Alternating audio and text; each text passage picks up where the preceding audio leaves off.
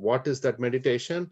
We are going to meditate on the Supreme Personality of Godhead who is seated in the heart, but we are not just going to accept everything and anything which comes into the face value, right? When you close our eyes, some people may sleep off.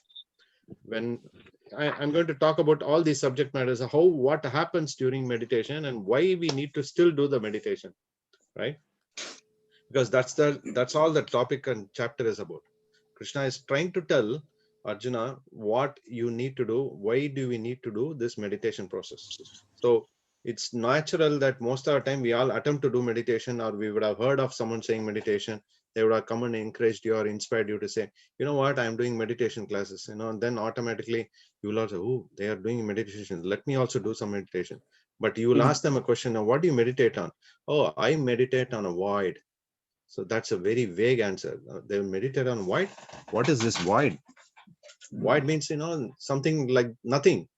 I just close my eyes. I make sure that there is nothing in my brain or in my mind. I empty it out. I channelize my energy into the focused concentration of a bright blue light.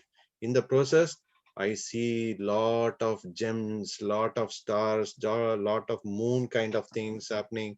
I keep going and I'm seeing a big field, and in the field I'm seeing a lot of huge vegetables and vegetations and all that being grown. And I further go into it. I see my meditation taking me to a great olden times of my history. I probably see some church and temples and blah blah. There are people who do this. I don't want to name them. I know that because I have noticed what has happened is I also went through this particular session. Someone was trying to guide me, and I want to know, what is this guy? Is he a cheater, or is it something really he's trying to tell me? So I was closing my eyes, but I was actually not closing my eyes. I was very conscious about what I was doing, and this guy was saying, go next, go next, go next. I said, okay, man, it's time. I can't sit on this. After some time, I'm going to go on a real situation where I will not be even able to talk to these guys, because this is not what meditation is all about. Krishna, the Supreme Personality of Godhead, is the only person whom we need to connect with at any point of time. Prabhupada explains that service now, samadhi later. You know what? Service now, samadhi later. What it means is we will touch upon the ladders of yoga, Ashta Anga Yoga, eightfold wonderful yogic processes. So if I ask you a question now, I'm not yet started the chapter 6, so all of you focus on this. This is very important. If you get distorted, then we are in trouble. So what if I say the word called yoga, so what comes to your mind, or what comes to your thought? Simple. I don't want to complex your life. Anyone else minus just Prabhu? Exercise. Exercise. Very good. Okay, someone else?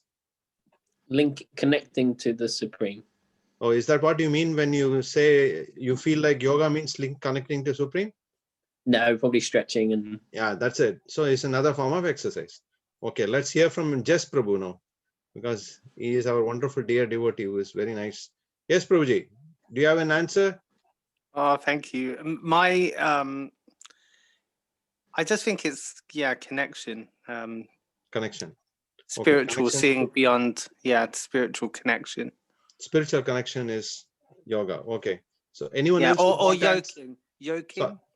Yoking. Little louder. Together. I'm not able to hear you. Yeah, now it's clear. Yoking. Yoke. To yoke. Okay. Okay. Anyone else would want to answer this? Yeah, to unite. To unite. Okay, very interesting. Whom do you want to unite with? Well, it depends who you're searching for, doesn't it? So I think a lot of people are trying to just unite with a higher power, or whoever they see that as, but I would be uniting with Krishna. So okay, that's great. So yoga for you means uniting with Krishna or uniting to a higher power. Okay, excellent. So when you notice in practice, Krishna, first of all, let me just say that every single chapter of Bhagavad Gita is interlinked. The last loka, Krishna says in the 5th chapter, is Bhaktaram Yagna Tapasyam Sarvaloka Maheshwaram Surdam Sarvabhutanam Yatma Mam Shant Prichati. That was the concept of peace formula for all of us. If we need to be very conscious of Supreme Personality of Godhead, in understanding that He is the ultimate beneficiary of all the efforts we put, all the austerity we take, all the sacrifice we are ready to forego with. The Supreme Lord is always the boss or the owner of all the planets and demigods and so and so and all the living entities. He is the constitutional benefactor for all of us. He is the well-wisher of every single living entity in this cosmic manifestation. Then we attain peace. So next chapter is dhanam, means meditation. So in order to achieve peace, you need to have achieving the peace through your inner core engineering. This is in your heart. The peace is not available in your mind. Peace is not available outside. Filling the full waves of It is completely available to you only from the heart. Tene Brahma Hridayadi Kavaye Muyanti Yat Surayaho. Srimad Bhagavatam, first canto, first chapter, first shloka.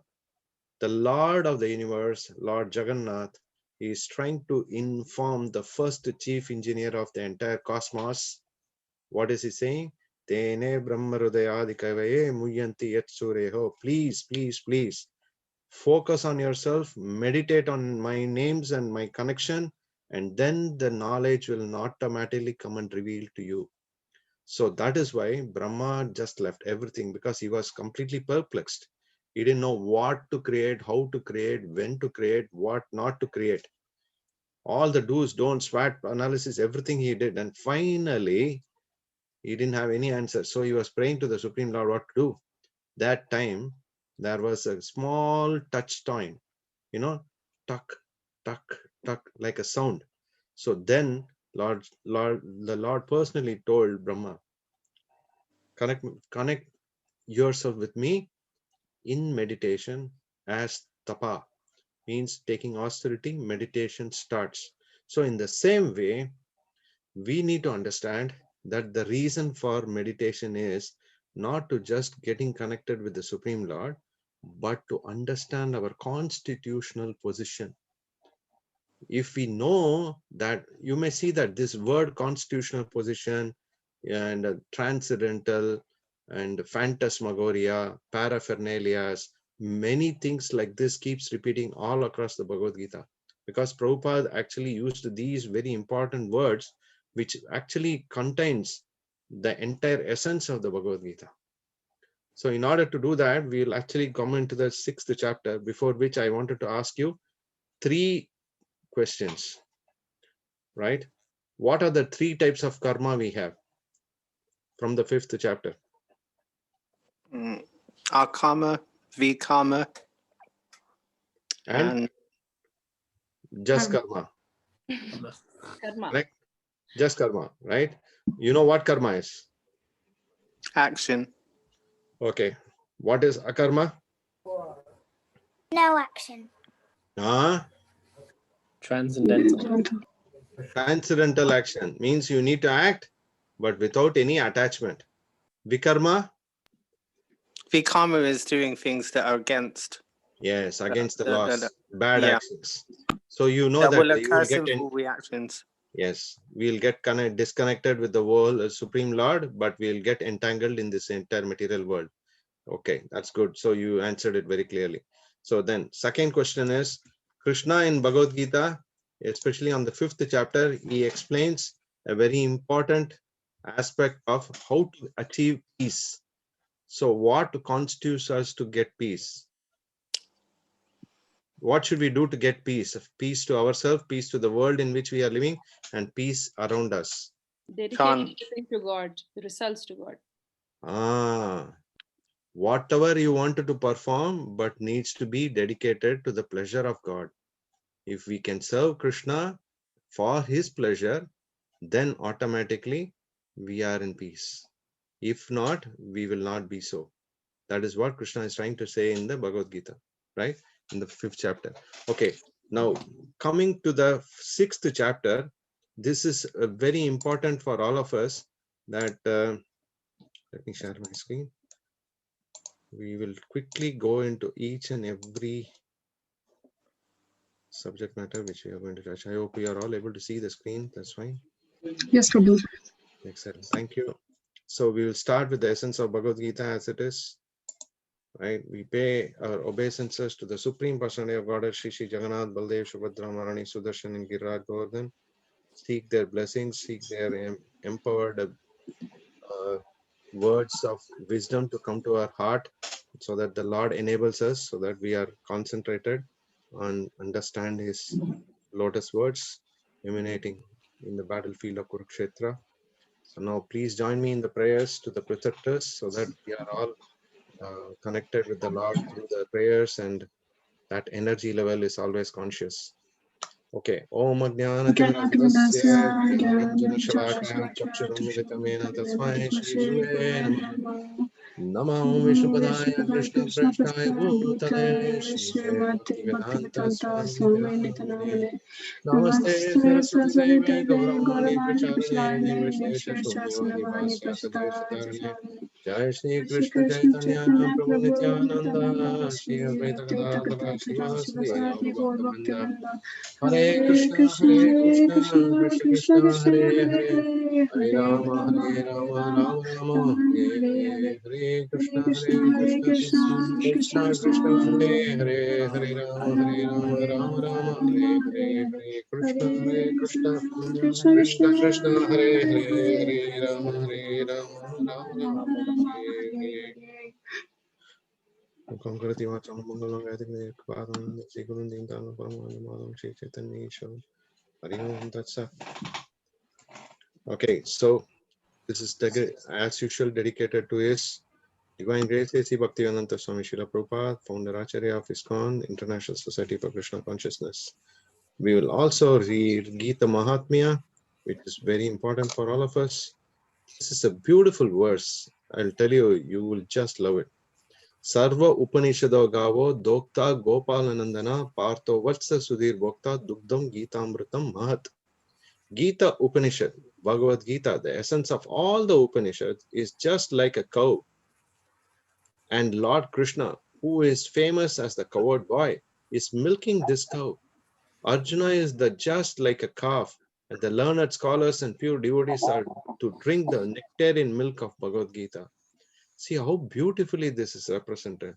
Srimad Bhagavad Gita is extremely, extremely important. It is the essence of all the Upanishads. It's also called Gita Upanishad. He is the cow, but the Lord of the universe is the only one who can actually milk that cow. As he milks, the Lord is not just waiting to hold that milk for himself, but he is spreading that message through Arjuna, just being like a calf, waiting and eagerly waiting for mother's milk, right? Always we should remember that mountain doesn't go to Muhammad. Muhammad goes to mountain. The same way, the calf has to go to the mother cow, not that mother cow will come to the calf. So in the same way, we need to connect with Supreme Lord Shri Krishna. It's not that he would want, of course, he wants us to come, and he is also ready to come because he reciprocates as we reciprocate. But here, we are the learners, and Krishna is the one who is distributing that learning curve. So now the learned scholars and the pure devotees are ready. They are drinking the nectarian milk of Srimad Bhagavad Gita. So hope we all, at least once in our lifetime, we are able to, sorry, there is some disturbance. At least in our lifetime, we will be able to drink that nectarian milk of Srimad Bhagavad Gita constantly. I know that there was one wonderful Vaishnava who was situated in South India. He was almost like 93, 94 years old. But actually, he was so powerful that he used to chant Bhagavad Gita shloka after shloka, chapter after chapter, every single day, 18 chapters. He used to just simply keep on saying that. He had by-hearted it and he knows everything. Recently, we received a message saying that there is one devotee in a place called Karnataka. He has mastered chanting all the 18 chapters, 700 shlokas without a break from the memory in 45 minutes. And he has got the wisdom's world record holder. So there are a lot of devotees who do all this kind of tapasya, austerity, and they will be able to reach that. That's fantastic. But of course, we are not expecting anyone here, at least includes me also. That Does do he all drink this. milk? Yeah, he does. He's potentially, because he lives in a farm. There is a farm called Hebri. It is a farm where it's a hillock. There is a place called Kollur. This is where this devotee stays, and it's a forest. It's a forest hilly track region. So he stays there, and he continues to do so. Yeah, you're right. Milk makes man perfect. Can you And drink soya milk as well? Is that the same? soya milk is. We will discuss about this. Please park your question. We'll discuss whether almond milk or soya milk is good for you, or it's the cow's milk better. We'll discuss this. Okay. All right. Okay, let's go here. Chapter 6, Dhyana Yoga. And what are we going to do the dhyana? Yes, Krishna is going to say it's very, very important. Oh, I'm going here. Look at this. Straight from the oven. Krishna is trying to say a very important subject matter in Dhyana Yoga. The first statement which Krishna is trying to say is, who is the most powerful person in this entire world? Who can be the most powerful person in the world? For him who has conquered the mind is the best of friends. But for one who has failed to do so, his mind will always remain the greatest enemy. So anyone who has conquered the mind is the most powerful person in this world, because he will not get disturbed at all at any point of time. You see, so many options are given to many people because free will is in strong hold, right?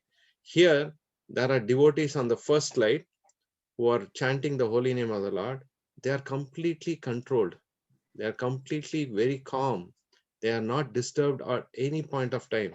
Why? Because they have trained their mind. So the mind has become their friends. But whereas in the second photograph, the same mind is acting as an enemy to the same person. He is going on his way towards suicidal. Why? Because he has forgotten the path of how to connect with the Supreme Personality of Godhead, and he has not understood how to manage to hold on to his reins. We saw that the previous depiction, right? There is 5 horses, which are the senses. There is a reins, which is nothing but the mind. There is a person who is holding it, who is the charioteer, which is the intelligence. There is a soul seated as as a passenger, and the body is the chariot. Now, you need to know how you need to connect with the Supreme Lord, with the devotees, by chanting the holy name of the Lord. Automatically, the mind will become calm, become peaceful, and you are connected. If not, you will get huge amount of many variations of repositories of thoughts just generating like a mega factory, right? That's why we also hear this statements very often, right? Empty mind is a devil's workshop. So when you are not able to connect with the Supreme Lord, you are all the time going to think about all other nonsenses, which probably is never sense, right? That's why always they say that no common sense is very uncommon. Why? Because this is where the factual focus center is holding on to your nerves. If you are able to chant the holy name of the Lord, if you are able to do activities which are conducive for your mind to become your friend, then there is no question of the second part. But if not, the second part is going to override. Just like how you feed that, whether you're feeding the good dog or the bad dog. The more you feed the good dog, the more concentrated you are always, all the time. It's a serious business because it's your life. That's why it's very serious. It's not that if we are not bothered about it, but it's your life. You can choose between the good and the bad. So in the same way, here Krishna is just directly telling it, just straight forward. He's hitting the bullseye. Just for the person who is the strongest person in the world is the person who has mastered to hold back the reins. Mind is the key factor of his life. If he is able to control his mind, conquer his mind, he is going to be in good friends. But otherwise, he is in deep trouble. So this is what Krishna wants us to know. Then this is the first step towards your meditation. First is to conquer your mind and make it your friend, not your enemy. So here is a very good example of how mind works onto all of us. There was a genie, and this genie was owned by another person. Rather, this person did not know what to do with the genie, because the genie was bombarding him with requests. Do something about it. You give me a task and I will complete. So he said, build a castle, and then build a house, build a car, everything he started telling, and genie completed everything in few minutes. Everything was okay. Then it was saying, give me fast, give me fast, give me fast, give me your instructions fast, otherwise I'm going to eat you. So then what he did, he did not have any other things. He said, create a bamboo forest. He said, wow, fantastic. And Zook, the bamboo forest came into picture. The next thing he said, your focus is that you start from the first bamboo, you go from the down to the top of the bamboo shoot, and then come back down like that, go to all this. And once again, when you end up everything, once again, start from the start. So by that, the genie is completely occupied. In the same way, Krishna consciousness gives us very nice ideas, right, of how we can be controlled. When we give little bit of space, our mind is going to play a havoc. But if you are completely associated with the Lord, associated with the devotees, taking Krishna Prasadam, acting in such a manner that gives you more and more conduciveness. In Nectar of Instruction and Nectar of Devotion, there are very wonderful verses.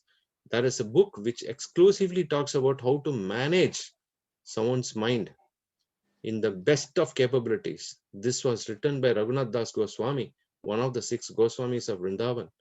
This book is called Mana Siksha. If you have a chance, you should just jump into this book. This is a phenomenal book.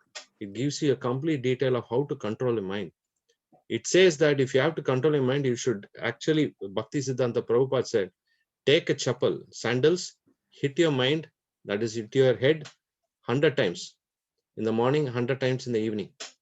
That way, you are actually subduing the mind so that the mind doesn't talk against you. It's always ready to accept your orders. This is how Krishna consciousness works, that you need to be very conscious of what you do, because you are representing Srila Prabhupada, Srila Bhakti Siddhanta Srila Prabhupada, then in the same way your Prabhupadas, and in the same way the Supreme Personality of Godhead. So you have a very big role and a responsibility to play. So in order to play that very important role, you need to have a very concentrated and very controlled mind. So Krishna takes you to the next step here. It's a natural progression. How to do dhyanam? Because dhyanam is not just simply go and sit in some place and then do whatever you want and put some headphones and do whatever mantras you want to do. Someone says Om, someone says Hare Krishna, and someone says Coca-Cola, someone says something else. That's not the way to do a meditation. We are practically sitting here, right? This 6.11 and 12 is a very important. You go back and read this purports. Prabhupada explains how one person can actually convincingly make yourself ready to practice yoga and to start the meditation. So Krishna says here is, to practice yoga, one should go to a secluded place and should lay kusha grass on the ground and then cover it with the deer skin and a soft cloth. The seat should neither be too high, nor too low, and should be situated in a very sacred place. You see, he's not expecting us to sit in a concrete jungle. He's expecting us to go to a secluded place. But unfortunately, we don't have that kind of secluded place in this kind of a situation where we are in, because we can't go and sit in a forest, obviously, because that's not very conducive anyway, right? The yogi should then sit on it very firmly and practice yoga to purify the heart by controlling the mind, senses, and activities and fixing the mind on one point. This is Dhruva Maharaj, who is actually practicing this. He was a very, very small child. He was just 4 or 5 years old. He was focused on to get to the darshan of the Supreme Lord. So in order to do so, he was ready to practice this. He was told by Narada Muni to continuously focus on the Supreme Lord by controlling the mind. So he used to chant, he used to connect with him. There is a place called the forest of Madhuvan. So in Vrindavan, one of the places, one of the forests, there are 12 forests. In one of the forests is called Madhuvan. That is where he was sitting and he was meditating on the Lord. He used to take dried leaves, he used to take some water, but after some time he stopped everything and he was just focusing on only one pointed concentration. Practically, this secluded place, this kind of deer skins, kusha grass, that this thing is not so easy for us to do all these things. So what do we do? How do we do the meditation? Krishna is giving a very simple, sweet solution. Make your private secluded place in your own house. You don't need to go and make a small, just like how the children's make. I'm going to make a what do you call, a cave or something and then sit inside that. No, not like that. He is saying make a private space. That space should be conducive. You can light a small lamp or you can light an incense stick. You can meditate on the Supreme Lord by keeping a beautiful photo of the Lord. And then you can also keep the Hare Krishna Maha Mantra card so that you can read precisely about the Hare Krishna Mantra.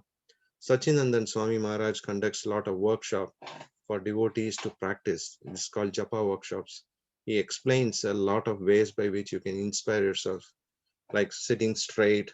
Actually, we'll come to that next shloka, how you need to sit straight with your back straight, your chest straight, and your face straight, many things.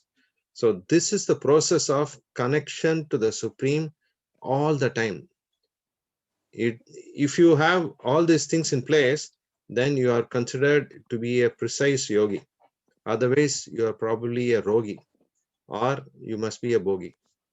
So here, there is another level of explanation. You can see this sadhu sitting in the Himalayan region. He is focused on.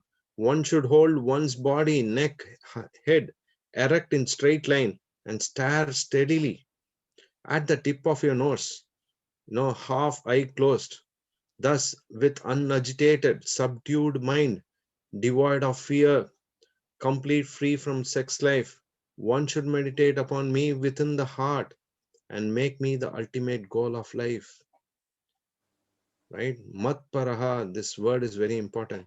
Krishna says mat paraha.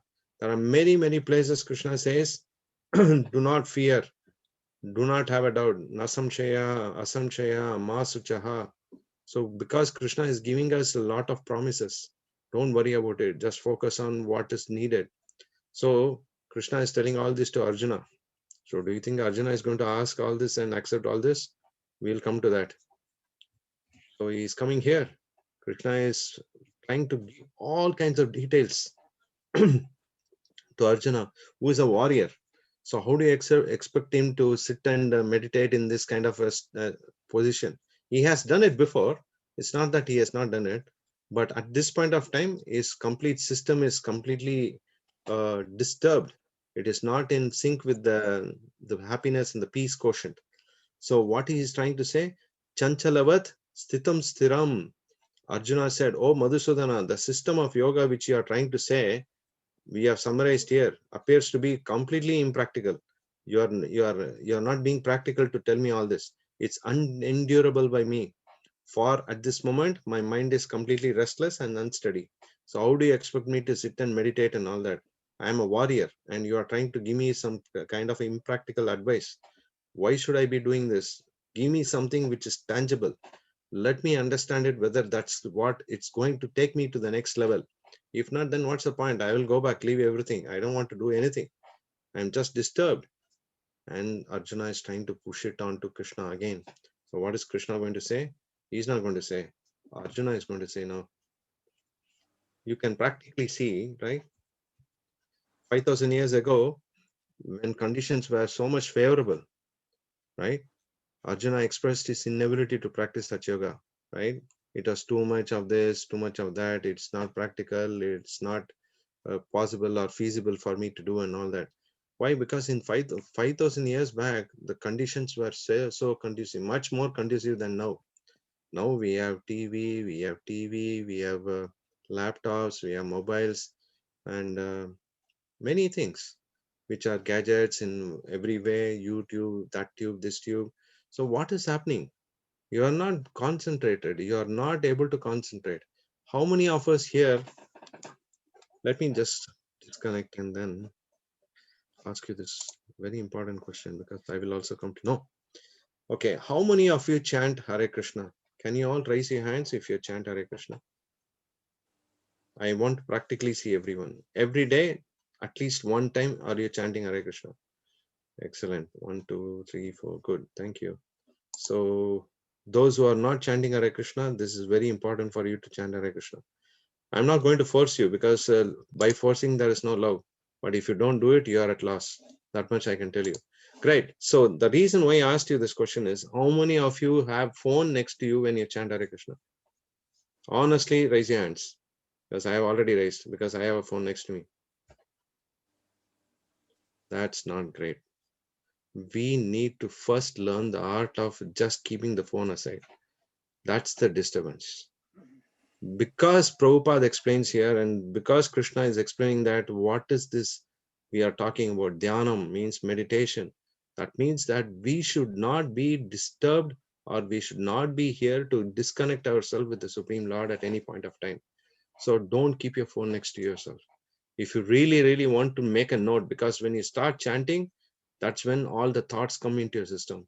So the only way by which you can actually overcome them is to probably keep a piece of paper and a pencil or a pen. What will you do? Whenever the thought comes, just write or make a point, maybe a shorthand, just say some name. Oh, I need to boil milk. So say boil milk, and then go on chanting. The next one, oh, I need to go to the office. I need to send an email and all that. This is the way you actually train your mind. You don't give support system to the mind. Don't give support system to the mind when you're chanting. Keep the chanting as a focus. Mind will always give you 101 ideas, but don't do that, because if you have to reach Krishna, if you want to connect with Krishna, you cannot bring another third party into the system. And mobile phone is the third party, right? It's a relation building exercise. We have lost that relation. We have broken that bridge. Now we need to rekindle that relationship, and we need to rebuild that bridge. Now, if you're bringing a third party there, how do you expect you to, and how do you expect the other person to survive, right? You know the fox story, right? Fox tried to steal something between the two monkeys which was fighting, right? This is a very famous story. So what does it mean? This is what we needed. One particular hour in a day, if you are concentrated to chant Hare Krishna, right? That private time is between you and the Supreme Lord. No one should venture into your system, nor your phone, nor your people, nor your stove in the kitchen, nor anything else. It's you and it's your lover. Krishna is the Supreme Lord, and you need to connect all with him. So in order to do so, please avoid keeping the phone next to you. That's the first step towards your success of dhyanam. The meditational process, practitioners definitely need to do this. Okay, this is what Krishna is trying to say. 5,000 years back, when Krishna was present, the system was very easy. They used to go to the forest. Forest was natural because there was no concrete jungles except for some big cities like Indraprastha and some other places like what is the place which is very famous? Ujjain and Varanasi. All those places were very famous. So it used to be there. That's all. Otherwise, there are a lot of free greenery, grasses, mountains, rivers, and all that. So they had a lot of options to go and sit and meditate. But here, these conditions are not available now. But you can imagine what kind of situation Arjuna was at that point. He is saying he's not able to practice Krishna consciousness. He's not able to practice the yoga at 5,000 years back. So Krishna is being Krishna is now going to think in another method by which he can involve Arjuna. We are talking about the most powerful human at that point of time, right? Arjuna was most powerful human. Krishna is the most powerful superhuman because he is the Supreme Lord. But here he himself is saying, I can't control my mind. Chanchalahi mana Krishna pramati balavadridam tasyaham nigraham manye vayuriva sudarshanam sudushkaram. This mind is restless, turbulent, obstinate, and very strong, O Krishna. And to subdue it, I think it's more difficult than controlling the wind. Krishna, I don't have a choice. I can control the wind, but not this turbulent, obstinate, very powerful enemy at this point of time to me. I can't subdue it. That's the mind. That's what is the situation. Look at this wonderful photograph, right? This is the Swayamvara, right? Arjuna was so powerful that he was focused to win the Swayamvara. What did he do? He needs to hit the arrow into the eyes of the fish, which is revolving in a mechanical device.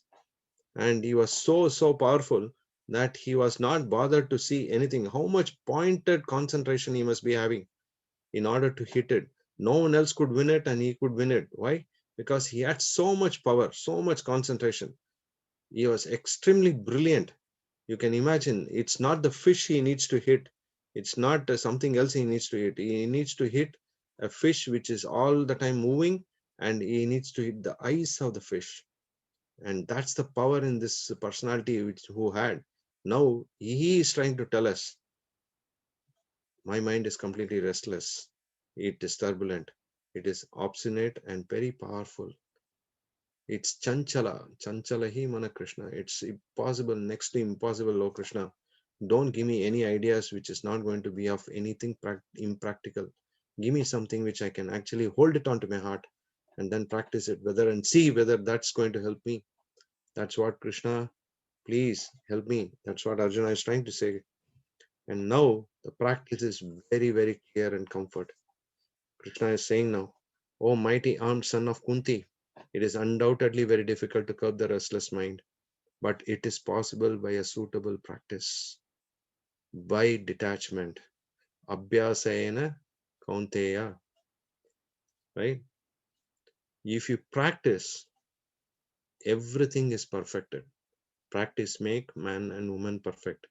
How does this practice come?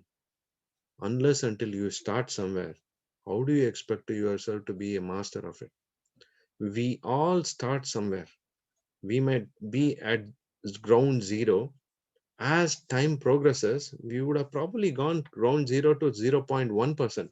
But that's a great achievement. That's what Krishna is looking for. He is not expecting us to be Mr. Perfect or Mrs. Perfect or Miss Perfect. No, Krishna is not expecting that to come to his system. He is only expecting us to start the process somewhere or the other. Today is the day you need to start. So Krishna is trying to say, Shri Bhagavan Uvacha, O mighty armed Arjuna, right? He is not someone very simple or very normal. He is absolutely abnormal. He is one of the most powerful personality in the universe at that point of time. As a human, he could go with the same body to the heavenly kingdoms. He could go to the nether worlds to fight with the Nivata Kavachas. He was extraordinarily brilliant. No one could even stand in front of him with his archery powers. But that person is now saying that my mind is completely restless, completely turbulent. I don't have any chance at all. Forget about it. Don't give me any impractical advices. But Krishna is saying, stick to what I'm saying, trying to tell you. It is possible. By what? By a simple process, but completely detachment to that. Follow the process, execute the process, don't expect a result. Detach yourself. Focus only on the process of the information which I am giving you. How do you do that? By chanting the holy name of the Lord. Great personalities here, right? These are the people who we are practically seeing in this world, who are called either the richest people or very famous people or celebrities and all that. The unsuccessful yogi, after many years of enjoyment on the planet of the pious living entities, is born into the families of righteous people or into the family of rich aristocracy. Janma Aishwarya Shrutashrivi Suchinam Srimatam Gehe Yogo Brashta Bhajayate. All these people have done some pious activities in their past. That's why Krishna had to empower them. When we know that they are rich, it's not just by a chance that they have become rich. They have done a lot of successful activities which they have done.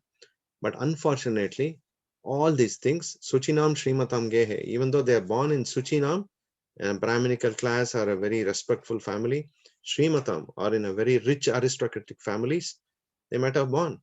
But that is also an impediment for them. If they are not Krishna conscious, when at least by chance, they need to become Krishna conscious. If not, they are once again very unsuccessful. What they will actually become, they will probably become a philanthropist or someone like who wants to build a great hospitals or educational institutions, or thinking about the welfare of the world, try to become a politician, or someone like a great mentor to the entire world, like dictating, they want to become the person who wants to be heard of. But then in that process, they are losing their wonderful human life. How much time they are meditating on the Supreme Lord? Go and ask Bill Gates. Don't go and ask the Facebook owner or the Amazon owner. I'm sure that they are not going to be meditating on the Supreme Lord, or probably they may know, but they may not be connected to the Supreme Lord Shri Krishna. But here we are all so bliss and happy that Krishna has enabled us. How much rich we are, that Krishna has enabled us to read about him, talk about him, connect with his lotus feet, and become a stronger, what you call the word is, recipient of going back to the Supreme Lord's abode, just by reading Srimad Bhagavad Gita. Partho Vatsa Sudhir Bhokta Dugdam Gita Amritam Mahat. When you simply drink the nectarian milk, and you're naturally going to get connected with the Supreme Lord. So imagine this people's situation. We pray that they connect with the Supreme Lord sometime in their lifetime, right? But if they don't have the chance, they are losing their wonderful life as a human being. They may get carried away, and then they will become something, probably not in this human form of life. They can probably go into the downward stream. Then you're lost, your life is lost. But whereas a devotee, right, if he is unsuccessful after long practice of yoga, he takes birth in a family of transcendentalists who are surely great in wisdom. Certainly such a birth is definitely rare in this world, right? If you can practically see those people, those children who are born in devotees family, or those children who are connected to Krishna consciousness, or to the practice of Krishna consciousness, or to have a conducive atmosphere in the house, that they are ready to practice Krishna consciousness, which is the highest, because that's the recommendation of the Shastras. It's not my statement. It is the Supreme Lord statements coming from the different Shastras. And that is already presented. If they are born, such a birth is completely rare. It's not easy to be born, but when they are born, they bring lot of happiness, lot of piety, lot of opulence, many things. That's what trying to be. Let's try to understand that this is not by chance. Nothing is by chance. We have been chosen by the Supreme Lord personally to know about him. So he is opening the window of his spiritual realm. That's why we are trying to deep dive and understand the given opportunity we are taking into consideration. Right? Yoginam api sarvesham mad gatir antaratmanam shraddhavam bhajate yoman samayukto tamo mataha. This is the fundamental and final divisional information which Krishna is giving to Arjuna. Arjuna, understand, I have talked about many things. I have talked about complete details about karma activities. I have talked to you about the transcendental knowledge. I have talked to you about how to manage everything in Krishna consciousness, your own karma activities inside Krishna consciousness, how not to get entangled in this world. Now listen to me. You are a practitioner of God-centric life. And now you need to understand that of all the dhyanams, of all the meditations, I can see fundamentally, this is my opinion. What is my opinion? Of all the yogis, the one who has with great faith, who always thinks about me, remembers me, abides in me, within himself all the time, and renders transcendental, loving, devotional service unto me. He is the most intimately united in me in yoga, and that is the highest of all options available in this world. This is my clear opinion. Same yukto tamo mataha. You can understand this. Great sciences are understood not by simply reading different books, but it is understood by connecting with that people who have who have understood the book and started practicing it. That is why Krishna is trying to say very clearly that of all the yogis, the person who has the one with great faith, Because in previous slokas, previous chapters, he said that, right? Janma karma chame divyam evam yo veti tatvataha tektva deham punarjanma naiti mameti. So Arjuna, when you know my birth and my activities very clearly, then there is no point to you going to be here. You will come back to me. So that's why this chapter of Dhyanam, right, is not so easy to perform. But it's very easy for the devotees to perform because they have the peace formula with them all the time. They have controlled mind. They are not the people who are agitated for everything and anything. Look at this, how wonderful this calf is. This calf is connected to the lotus feet of the Supreme Lord, right? How fortunate this calf must be, that it has got a great opportunity in its life, that it is not even a human, but it's a calf, but it is connected to the Supreme Lord and always happy and rejoicing itself. So simply by chanting the holy name of the Lord, Hare Krishna Mahamantra, one can fix their mind on the lotus feet of Krishna. Savai mana Krishna padara vindayor vasamshi jirnani gunanu varnane. This is what Srimad Bhagavatam is explaining. In this way, you achieve the perfection of life.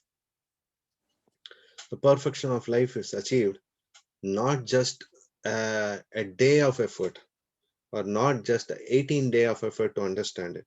It is the act of consistency, and it is the act of constitutionally accepting the supremacy of the Lord and surrendering at his lotus feet. Then automatically you will be able to fix your mind at the lotus feet of Krishna. It's a great test we all have. We don't have much options to even contemplate. It's a very powerful test. The test is so powerful that every day we will definitely fail. Never ever in the entire our lifetime we will ever pass. Every day is a failure only. We can't even pass one test which Krishna gives, or his material energies or his agencies give. But then what's the output? Krishna is very dear to us, and we become more dear to Krishna. We need to have this. That is one great story. Okay, one saint wanted a small test to all his disciples. These disciples were very headstrong. They are saying, I am the best, I am this, I am that, and all that. The saint asked one question. Okay, I'm going to give everyone a banana. Now what you need to do is that you need to go to a place where you cannot see anyone seeing you, nor you seeing anyone. Eat there and come back, right? So some of them ran off. They went into their bedroom. They put their what do you call bed sheet. They sat inside. They ate the banana, saying that no one saw me. I'm okay. I ate half. And someone went say, oh, looks like someone may watch me, so let me go underwater. So they went into the river, and then they were in underwater, and but they saw whether there is some fish or anything. Nothing was there, so they ate the bananas. Some people went into top of the mountain saying that, okay, no one can see on me on top, so I'm the topest in this mountain, so I'm going to do this. So many people came with many ideas, all these disciples, and finally they all went and said that I did this, and no one saw me and all that. But one person came back and brought up, only one person of the entire lot of students, only one person came back with the same banana which the teacher gave, and said, sorry, I have to give back the bananas. So what do you mean?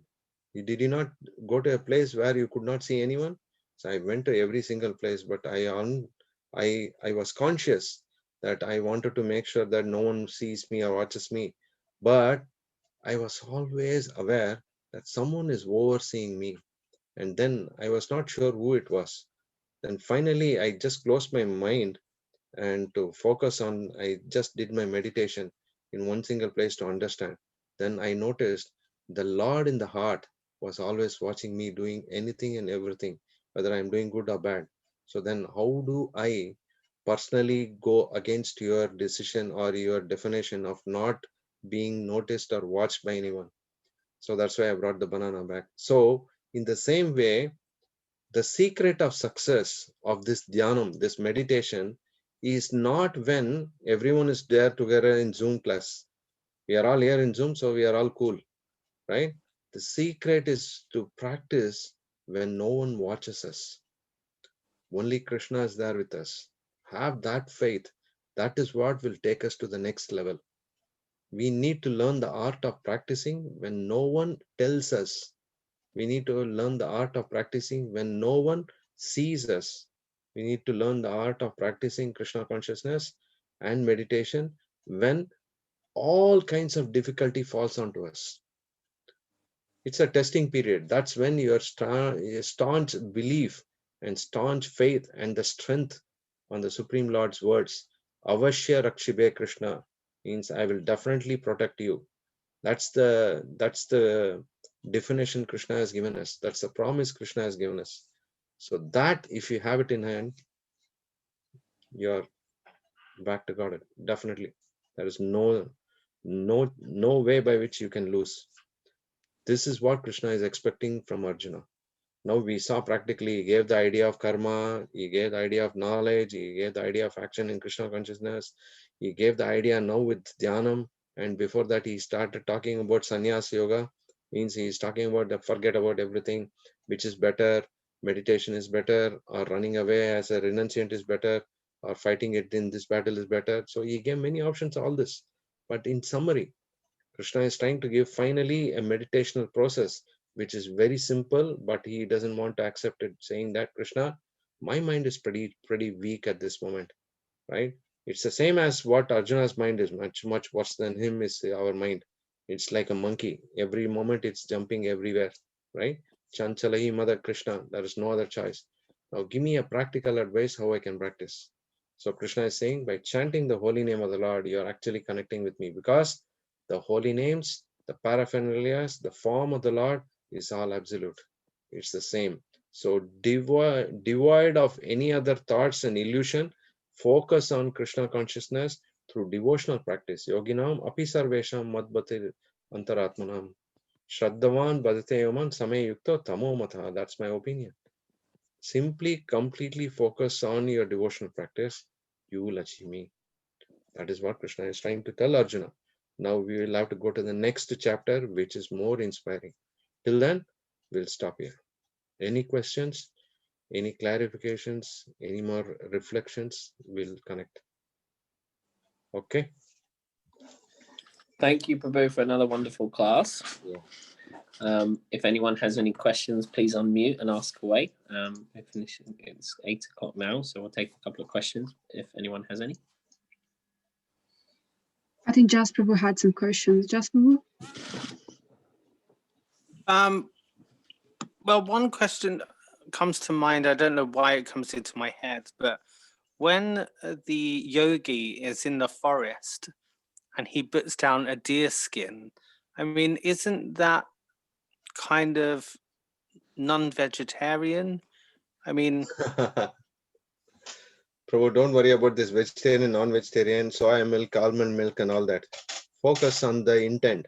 The idea of putting a deer skin is to make sure that the place where he is going to sit is not too hard for him, because he is not going to sit in meditation for 2 minutes and say, I'm going to achieve success. He is probably going to sit there for years together, or maybe a lifetime together. So but in the isn't that olden, killing the deer for so his comfort? they don't kill the deer. They actually take the deer skin from the deer which is already dead. Oh, okay. Well, that clears it up then. Yeah, that's how it is done. I have had deer skins before, and I have sat on the deer skin, also on a tiger skin, and also I had a small piece of a deer's tail with me. You know, the tail of the deer, which is very small like this, and there is a small bit of skin I added before, because that is a part of a custom and a tradition which I need to practice in order to do my extra mantras, which is called the Gayatri mantras. So at that period of time. But of course, what I'm saying is that they don't kill the deer at that time. They are all dead deers. So they just take the skin out. Thanks for clarifying that, Prabhu. Emmanuel a question in the chat. He's asked, please, can you give us the title of the book about the mind again? Mana Shiksha. Mana Shiksha. I will type it here. maybe I will have to go into the chat. 1 minute.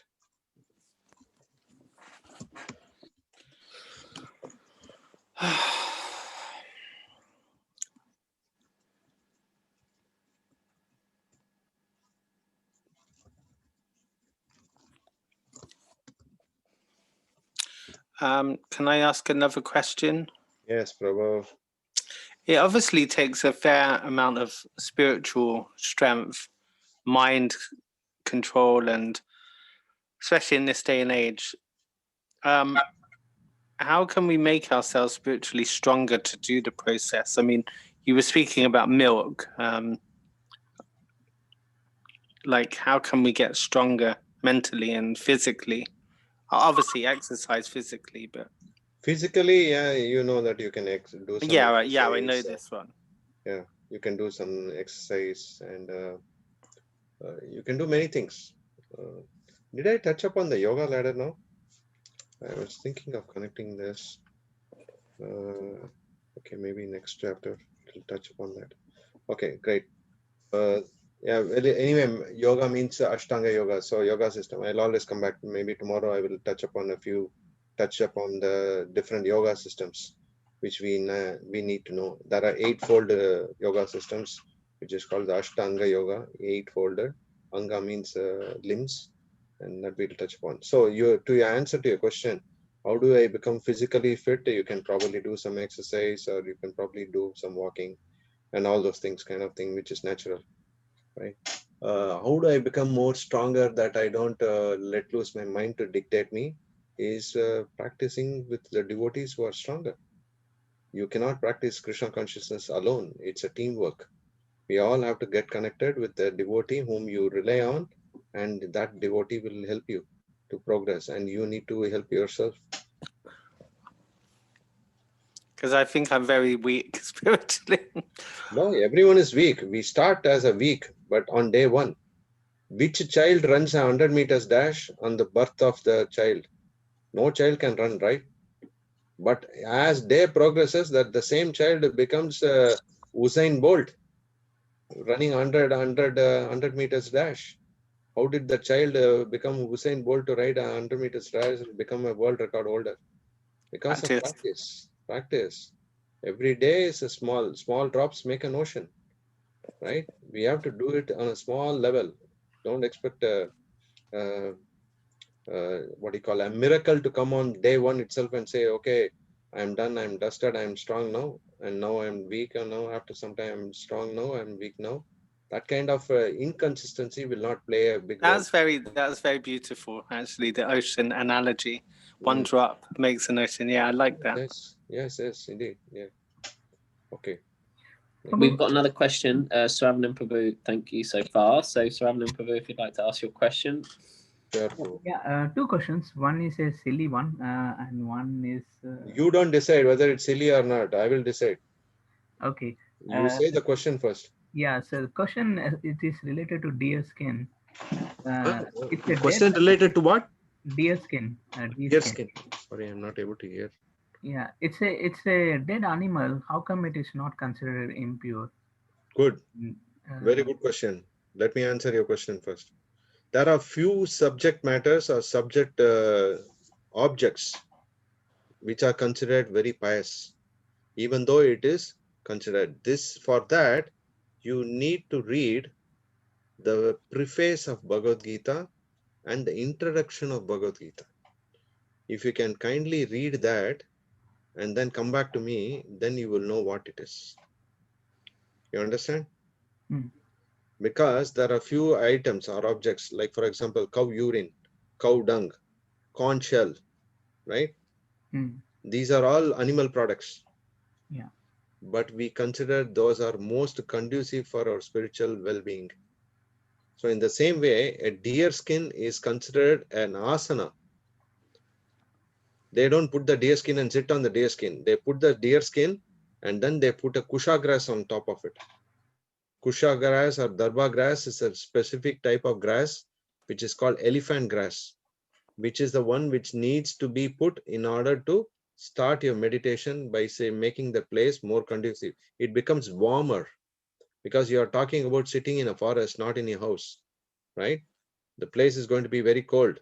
Place is going to be visited by many animals, right? You may encounter a tiger or a snake or a leopard or a cheetah or whoever it is. You never know. You may probably also meet some dacoits and robbers and all that. So, but these are the people who are going to sit there, right? They are the saints. They are not bothered about what's happening around them because they are concentrated on the Supreme Lord. They have strong faith in the Supreme Lord. But in order to keep that place more conducive or comfortable for them to sit and meditate a longer duration without getting disturbed, right? These kind of different living entities, they don't disturb them. But what disturbs them is the mind. So in order to make sure that the mind doesn't get disturbed, because if you become more empowered to meditate on the Supreme Lord and concentrated effort, and you become more powerful, more and powerful, so no human is going to come next to you. Who is going to come next to you? Demigods. Apsaras are going to come, not demigods. They will come and disturb you. You know the Apsaras? Damsons Damsels, of the heavenly planets. angels, or whatever you call. So they come and disturb your mind. Why? Because they don't want you to take the position of Indra. So what is the point in you meditating for? What is your intent? They want to know that. There is a very beautiful pastime about one of the sages. His name is Saubari Muni. So he could not meditate on the land, over ground. So he went underground into the water, and he sat there and meditated for 10,000 or 20,000 years. He was sitting in meditation, whatever he was doing meditation. But what was the output of it? He had to come out and get married to thousands and thousands of women. Why? Because he got disturbed just by the sight of two fish copulating. So, but whereas a devotee is not bothered about the external situations, they are more concentrated on what Krishna is giving me, how I can connect with him, how can I love him, how can I show my consistency, how Krishna will be happy with my small devotional practice or service, right? If you show that, automatically all this will be naturally done. But whereas for your deer skin stuff, this is what the answer is. Okay, what's your next question? Second question is now when Krishna was advising Arjuna how to meditate, I at least it is clear that Arjuna knew Krishna is the Supreme Personality of Godhead. But for us as others humans, we have never seen God. How we should be start developing that faith and all that. There are two ways of understanding this question. First is that we already know who his God is because we have got data. We have many data, right? You have got scriptures which is trying to tell us who God is, how does God come, what is the God, how do you define a God, and many things. So if you look at data, obviously, just like for example, you are sitting in UK and you expect some information from some source, right, to give you an authentic information of what is happening in USA. Let's say Donald Trump impeached, right? So obviously, what will you do? You will go to Sky TV, BBC, that TV, this TV, some TV, and you will find out information and you will come to know, right? In the same way, Shastras are there for us to guide us. Who is the Supreme Lord? What is his position? What is our position? Why are we here? What is the problematic situation which has occurred between us? Why is that bridge which was wonderfully placed, now it's burnt? All this data is there. So you will connect with them. So then automatically you know God. Second is the Lord himself, even though some kind of ignorance does take over the materially charged conditioned living entities like us, right? The Lord also will be readily accepting some kind of a service. So what he does is he comes in the form of Archa Vigraha, means a manifestation of him into this material world through a form of a presentable way. Like Vigraha means not a statue and living idol, right? For example, you go to the temple, you will practically see God's Vigraha. That's why he comes in the form by a metal or by a stone or by a wood or many other forms, right? Or by sand, but still he is there. So in that manner, you know that whom you are supposed to meditate and worship, because he is a form. He's got a form. He is a person. That's why humans are made from the form of God. So that is how the connection is, right? So then you know both ways you have. One is a data, another one is a practice. So with that data, you start practicing. Then automatically you know whom you need to connect with. Make sense? Okay, Prabhu. Yeah. Cool. Okay, Prabhus. Is there any other question? Other way we can stop. We've got 3 more. Oh, So sorry. Vivian Matty has asked to a great understanding on the about dealing with the mind. So I think you mentioned Bhaktivinoda Thakur, how he said to beat the mind with a. Not Bhaktivinoda Thakur, Bhakti Siddhanta Srila Prabhupada. Okay. Saraswati Thakur. So Mataji's asked for. How many times to hit? Yes. Hare Krishna. It is a symbolic representation. It's not that physically we can actually hit our mind with that. Definitely, it's not wrong. You have a special chappal which is really worn off so much that you can keep and hit your mind and say, please accept, oh mind, please accept the supremacy of the Lord. Please accept me as his lotus feet servant of the servant of the servant. Gopi Bharta Pada Kamalayor Dasa Dasanu Dasa. The idea is that show ourselves in a very humble mood. That's why the idea is, because the mind is all the time trying to overcome the intelligence. So if we start feeding the good dog, you don't need to worry about the bad dog, because the bad dog is always subservient to the good dog. So the only concept here is that how can you build your relation with that good dog? How do you feed that good dog? You need to be conscious about what you do. You need to be conscious about what you eat. You need to be conscious about what you want to spend your time on. Someone gave me this idea. They used to go to the gym and then say, I want to lose weight. I'm trying my level's best, but I'm not even losing weight. So the gym manager came and said, oh, fantastic. We will work it out and we'll reduce your weight. That's no problem. So then he started to do. It is not that then this person asked, if I do 1 hour a day of gym, do you think I will reduce weight? He says, well, it is not that 1 hour which is more important, but it is the 23 hours which is more important of what you are doing there, right? If you eat all kinds of nonsense, if you do all sorts of stupid stuff in that 23 hours, how do you expect to reduce weight? In the same way, right? If we are able to connect with the Supreme Lord and be Krishna conscious all through the day, then we don't have to worry about the bad dog. The moment we are thinking about the bad dog, that means we are more connected to the bad dog than the good dog. We have lost the focus on the good dog. So work on your strengths, work on your strengths to become more strengther, right? And work on your weaknesses to make it strength. So could we say that the bad dog is sense gratification and material things, and the good dog is reading scriptures and chanting? Yeah, it is true. Because I think Sri Prabhupada said everything dirty comes from materialism and everything spiritual is clean. Yes, it is. That is why we are trying to connect to the spiritual realm. Golokare Premadana Harinama Sankirtana. We are connecting to the spiritual realm all the time is because we know that we don't belong to this world. But how do we dig ourselves from this grave which we are trying to fill it up with? That's the only way by which is to connect us through the Supreme Lord's lotus mouth. He has already given that mantra. So you connect with that man plus trayate, delivering the mind. Penny said that very nicely yesterday. So in the same way, you connect on that man trayate, then automatically you will never have any problems with the bad dog. You got it? Yeah. Okay, then. Prabhu, next question, please. James River has asked, can Kundalini Yoga enable us to grow spiritually on the path of bhakti? Can you repeat, please? What is this?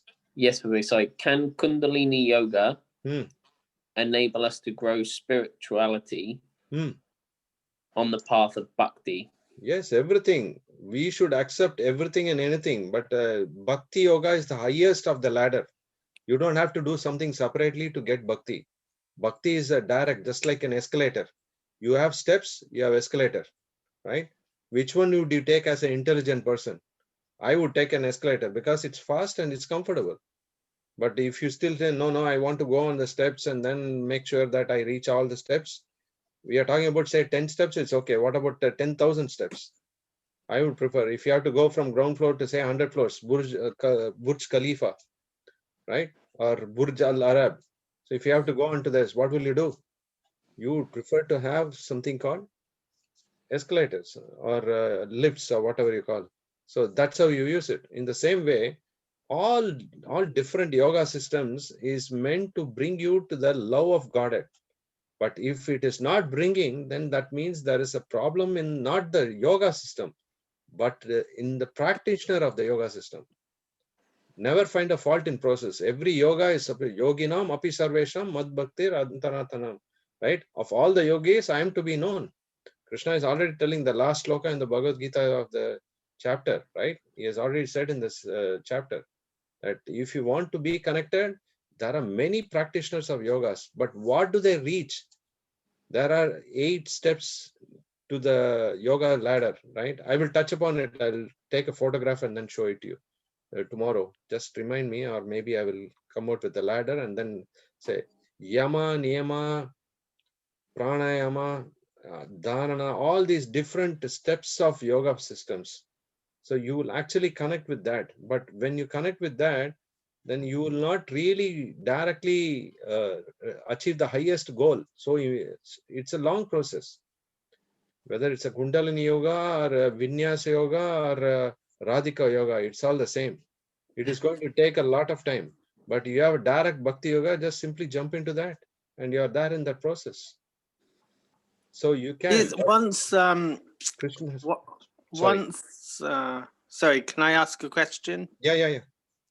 I mean, it's obviously like you get to a platform where you're, you get connection or you get love of Krishna, Mhm. and then you're on a platform of knowledge.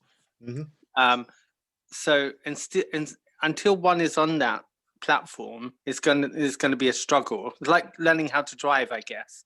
Doing the theory and the practical, you can't drive, but then you keep practicing, you keep going on lessons, you do the test, and then the driving instructor then says you've passed. So Krishna consciousness must be like that, because you've got realized souls and you've got people who are struggling to be a realized soul. So what I'm trying to, Yeah, I understand what you're trying to say, but it's not that difficult as you're struggling kind of thing. Krishna sees our intent. Krishna doesn't see our extraordinary effort. He's not expecting us to lift a rock, right? He's expecting us to sit and chant the holy names. He is expecting us to take prasadam. He's expecting to read the scriptures. He's expecting us to be connected with the devotees and show some devotional practice, right? He's only expecting a small bits and tidbits. He's not expecting us to do something big. He's not expecting us to go on mountaineering. He's not expecting us to go to Kedarnath, Badrinath every day. He's not expecting all these things. What he's expecting is just a small, simple step of love and devotion. Patram pushpam palam tayam yome bhakta prayachati. If you just offer a little bit of flower, little bit of fruit, little bit of a leaf and water with love and devotion, you are already sold out. You are in the path. I have done that, but I still slip into Prabhu, bad activities. don't expect yourself to be a saint overnight. Neither I am expecting myself to be a saint overnight. We are all practitioners. That's why we are all practitioners. But of course, as James said, the Kundalini Yoga will definitely help, but everything will help. But take that which is most conducive for you to practice Krishna consciousness, right? Anya abhilashita shunyam jnana karmadi anavritam anukulena Krishna anushilanam bhakti ruttamam. Your bhakti will increase when you take most favorable things and relinquish all the unfavorable things, right? if you want, if you are very conscious about it, you will only take those favorable things. Take that favorable things. You will really love it. You will really connect yourself with.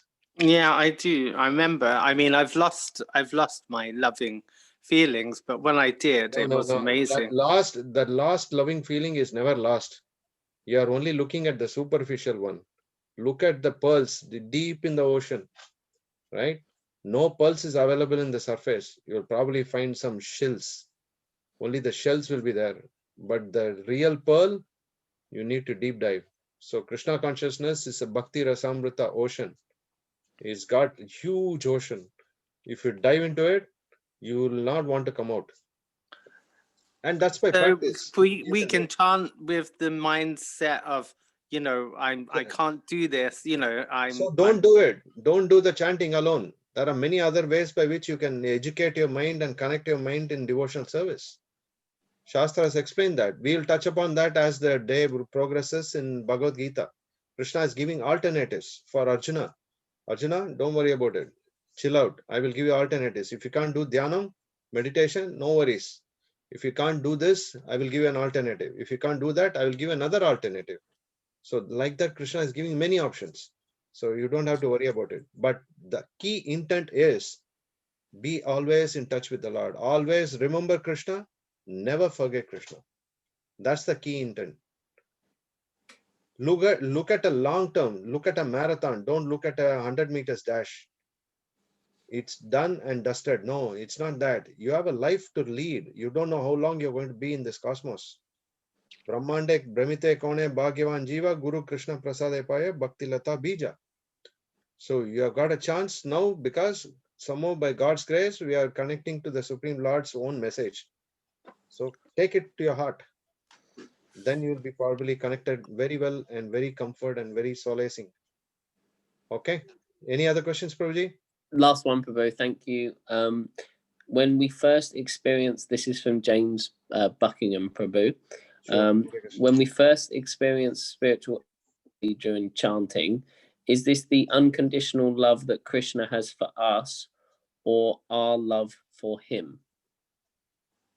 First experiencing, can you repeat the ecstasy last during chanting, okay. Spiritual ecstasy. Okay. Is this the unconditional love that Krishna has for us, or is it our love for him that we're experiencing? Absolutely. Yeah, you have the answer with you. This is what we call it as Krishna boost. You know, this boost, have you heard of Maltova, Ovaltine? Have you heard of Horlicks? When we are children, we used to give that Horlicks bottle and it used to have that Horlicks powder. It's like a food drink. What do you call, what drink? Children's drink, right? Yeah, they all love it. I used to like eating that Horlicks and Ovaltine like that itself. This is what Krishna boost is. When we first connect with the Lord is personally watching over you and seeing that what is this fellow doing? Is it really genuinely has got the intent to connect with me, or he is just dodging with some kind of ulterior motive behind him? Because Krishna is a person, so he is going to reciprocate you as he is, as a person would do. So then automatically, moment you connect with him, he is going to give you that boost. As soon as you eat all these things, you will get a lot of energy, and then you will work very hard, right? In the same way, that particular period of time is the unconditional love for him. And the same way, Krishna is reciprocating the same unconditional love for his own children. As you reciprocate, Krishna is going to reciprocate again, and he is going to reveal more and more about him. Vivian had an interesting question.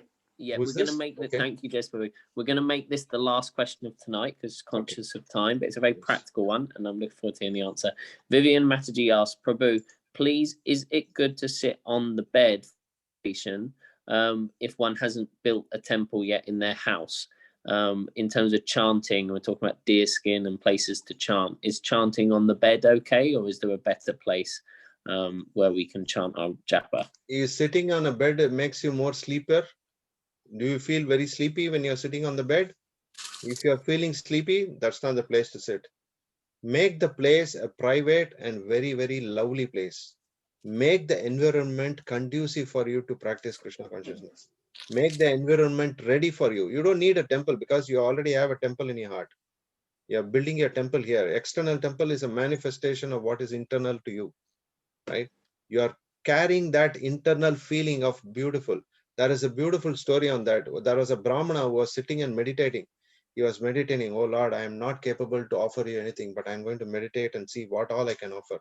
So he was starting to offer. He nicely, beautifully cooked a wonderful feast, and he also cooked, because generally in India, there is a sweet which is offered as a dessert at the end of the meal. So the devotee was planning nicely, beautifully. He was making a creamy, sweet rice, and then he was doing, and then he meditated and then say, okay, Lord, I am going to offer you this as a dessert. And before that, let me see whether it's warm enough or it's cold enough that you can take. And he put his finger and then want to dip and see whether it was good. But he got burnt because it was very hot, because he just did, and then his meditation broke. And practically he was only meditating. But when he saw, his finger was burnt. So you can imagine the meditation power, what he had. And you can also understand the importance of his meditation is to connect with the Supreme Lord in a nice manner because of the conducive environment. You can sit anywhere you want, which makes you more comfortable. But that doesn't mean that you can lie down and chant. That's definitely not going to be helpful. But when you don't have any other choice, then you are not well, or you are ill or sick, and you don't have any energy level, and you need to still generate your energy, it's only by chanting. So you can continue to chant in whichever place is most best and most conducive for you. For me, I have my space. I have my room. I sit and chant in my room. And I have my areas where I keep everything which is neat and clean. But it is always best that if you keep your house and the place very neat and clean, that is very conducive. But if it is what you call rattled or spreaded out everywhere, that's not going to be, because mind looks at all these clutters. Mind always works on a pattern. The pattern in which mind works is, you need to set that pattern. I am going to do this, these things. And always remember, when you're chanting in the morning, don't get into any kind of household works. It will take your time away from what your focus and intent is. So that is why finish off all your household works in the night itself and make sure that your place is ready. Krishna is not expecting to put a deer skin, as I said, but he is expecting you to make that place connective for you to connect with the Supreme, with the Lord. Chanting box of Srila Prabhupada. Make that place neat and nice. Naturally, automatically, things will improve in your life. But don't expect overnight answers and overnight results. But you need to expect that this is a progressive path of spiritual perfection. And it won't happen just because, okay, I practiced all that Prabhuji came and gave 18 days of lecture.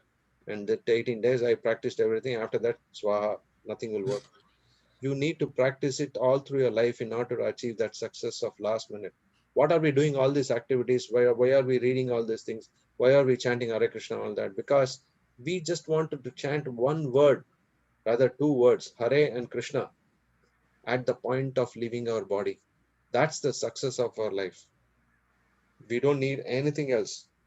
Nadanam, najanam, na sundarim kavitam va jagadisha kame, mama janmani janmaishware bhavata aituki tvai. So we don't have anything. We don't want to make followers. We don't want to make big balances. And we don't want to become rich and gold and all that. That's not our idea. Our idea is to become humble as a blade of grass, as tolerant as a banyan tree in serving the Supreme Lord through chanting the holy names. That's all the effort we need to put. Rest, Krishna will take care. Okay? I think we Oh, should you're a very stop. good teacher. Very good teacher. Yeah. Thank you. By your blessings, maybe Krishna will enable me to teach more. I went to the park. I did and chanted one round. It was freezing cold, so I only done one, but yeah, it was that it was still a nice process. Yeah, some freshness from fresh air. Please continue to do in the. Maybe next week will be much better for you to chant in the park. Yeah. Okay. Thank you. Any polls? Any solutions? Over to administrator. Administrator No. Mataji. Yes. Take Nothing, over. nothing today, Prabhu. It's all Okay, good. I Srila hope everyone's doing the Prabhupada, okay. quizzes. Everyone, Yeah. I hope everyone's doing the quizzes. Yeah, please share. And I hope everyone has registered as well. So if anyone's having a problem, I'm there. So do connect to me. Yeah. Thank you, Please everyone. ask her the Thank you. answers and she will give you. She is there for the answers. She only said, I'm there. So you can ask the answer, she will give you the answers.